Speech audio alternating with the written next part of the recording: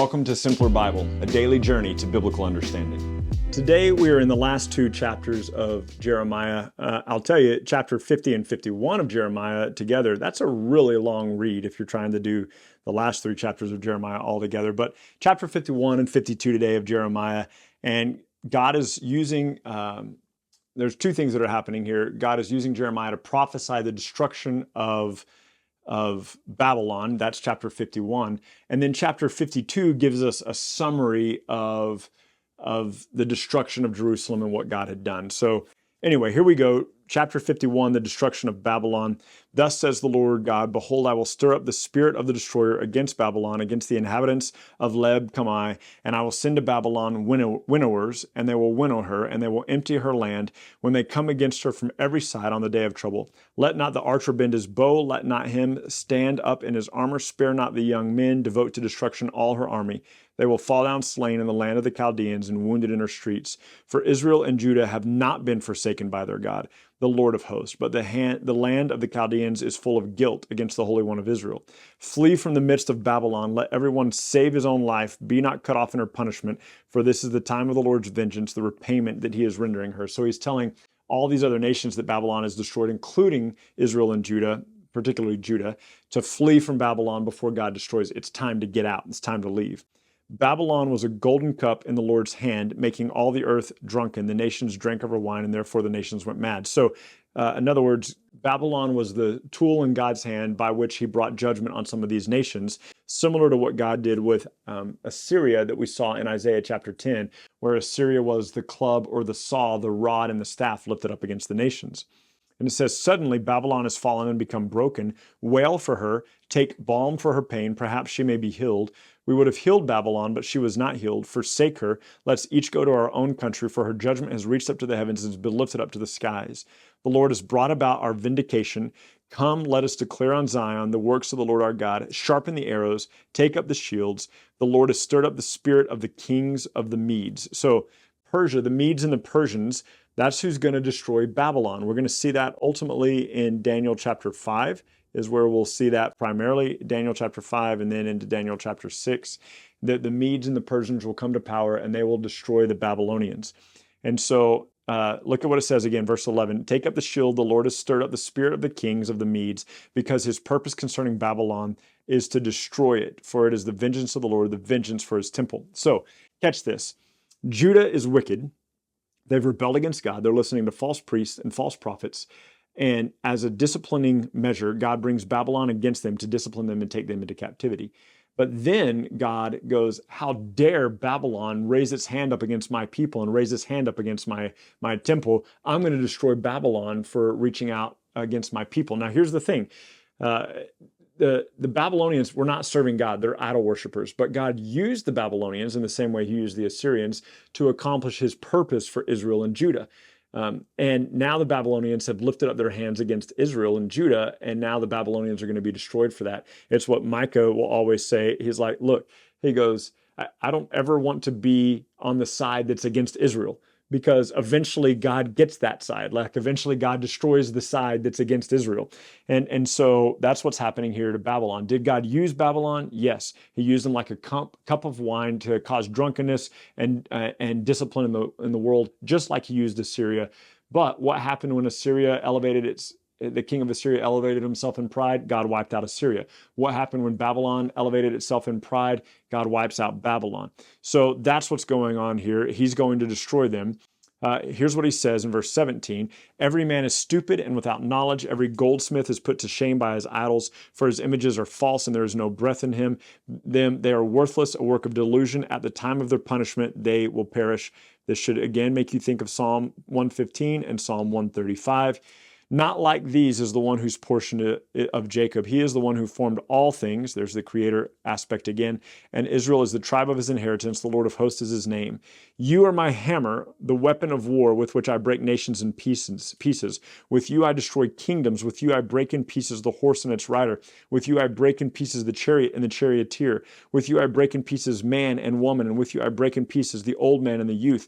With you I break in pieces the young man and the young woman. With you I break in pieces the shepherd and his flock. With you I break in pieces the farmer and his team. With you I break in pieces the governors and the commanders. But I will repay Babylon and all the inhabitants of Chaldea before your very eyes for the evil that they have done in Zion, declares the Lord. Behold, I am against you, O destroying mountain. So Babylon, now I'm against you. And he says this, the land trembles and writhes in pain, for the Lord's purpose against Babylon will stand, to make the land of Babylon a desolation without inhabitant. The warriors of Babylon have ceased fighting. They remain in their strongholds. Their strength has failed. They have become women. Her dwellings are on fire. Her bars are broken. And then jump on down here with me. It says this in verse 44.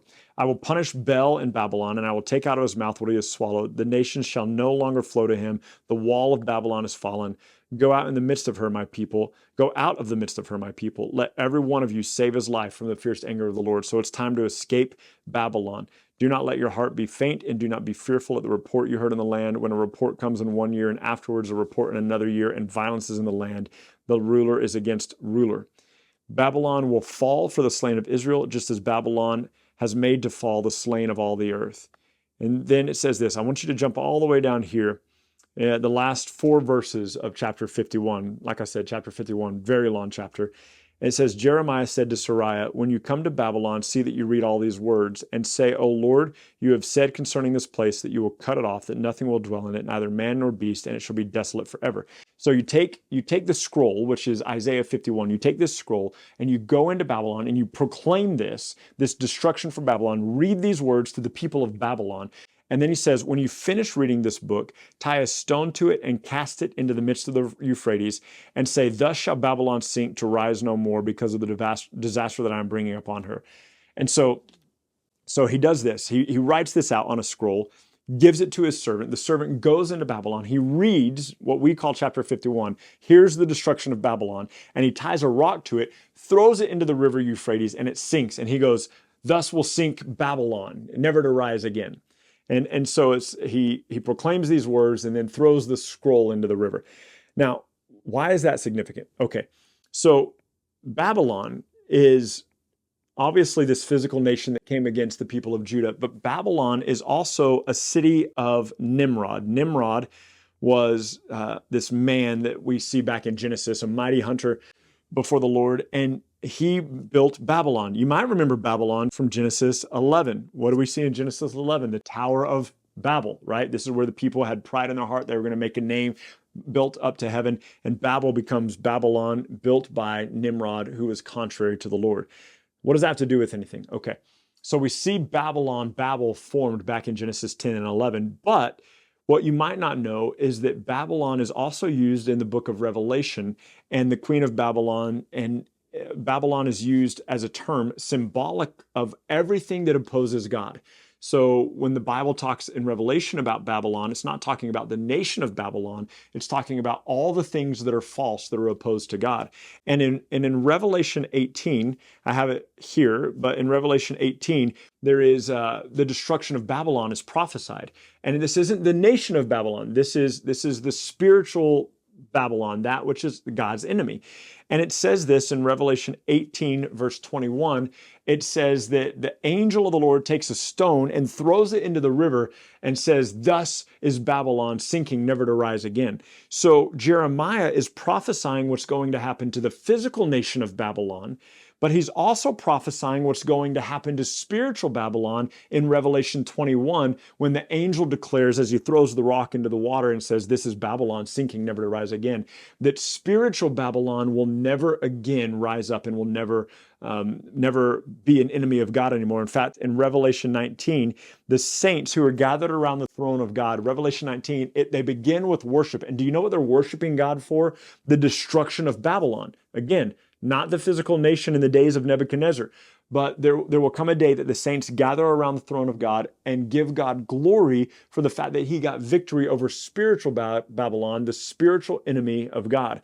And so this imagery of this throne, this stone tied to this scroll cast into the river that Jeremiah says here is repeated for us in Revelation 18, and it's by the act of an angel. And it's just really cool. I love that similarity. You should have that cross-reference in your Bible. So next to 51, 63, and 64, you want to jot down Revelation 18, 21.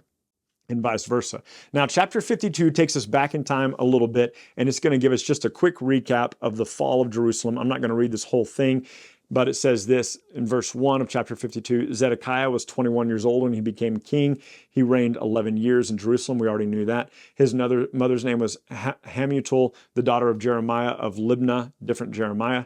And he did what was evil in the sight of the Lord according to all that Jehoiakim had done. For because of the anger of the Lord, things came to the point in Jerusalem and Judah that he cast them out of his presence, and Zedekiah rebelled against the king of Babylon. In the 9th year of his reign, in the 10th month, on the 10th day, so if we're going back to the way we did this in Exodus, the 10th day of the 10th month of the 9th year of his reign, Nebuchadnezzar begins to siege and besiege Jerusalem. They built siege works against it, and the city was besieged until the 11th year. Then on the 9th day of the 4th month, the famine was severe, so there was no food for the people of the land. So here's what happens. For our purposes, just so you can picture it in your head a little bit better, November 10th of his 9th year is when Nebuchadnezzar attacks Jerusalem, and the city finally falls April 9th of the 11th year. So almost exactly a year and a half later, the people of God are being attacked by the people of Babylon. A year and a half is how long Jerusalem lasted.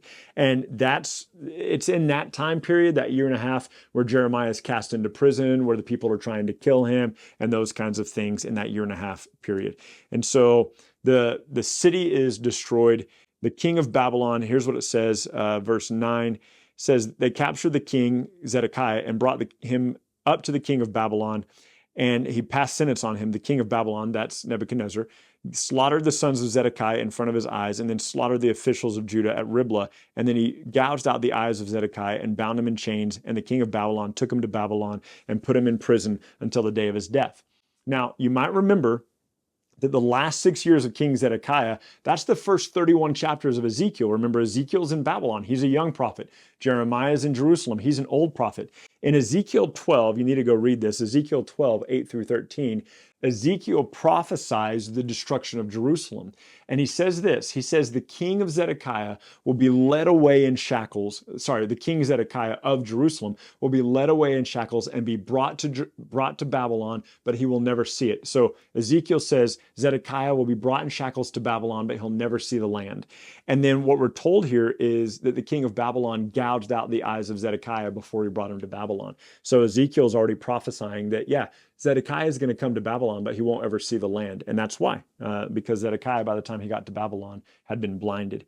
So now it's the 5th month of the 10th day. That was the 19th year of Nebuchadnezzar. Nebuchadnezzar's been king for 19 years, and he brings the city down to its knees and destroys it and finally brings about God's judgment. At this point, at the fall of Jerusalem, at this point, you still have about 51 years of the 70 years remaining. And so 51 years left of captivity of the 70 years remaining. Now, I know it sounds counterintuitive, but tomorrow I want you to join me in Jeremiah 40 through 44, because those chapters actually occur after the destruction of Jerusalem and after King Zedekiah has been taken into Babylon. So I'll pick up with you tomorrow in episode 186, and we'll see you then.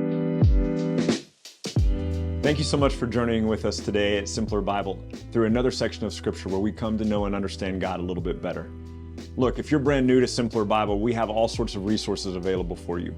Go to our website, simplerbible.com, and there you can find these videos, you can find our podcast, you can find links to our social media, and you can even find a blog post with additional scriptures if you want to go into a little bit more study than we had time to cover in this podcast and video today. We hope that this tool will be exactly that for you, a tool. Not something that replaces your daily walk with God, but something that enhances your daily walk with God and helps you to know and enjoy Him more. Thank you so much for being part of this, and we'll see you again tomorrow.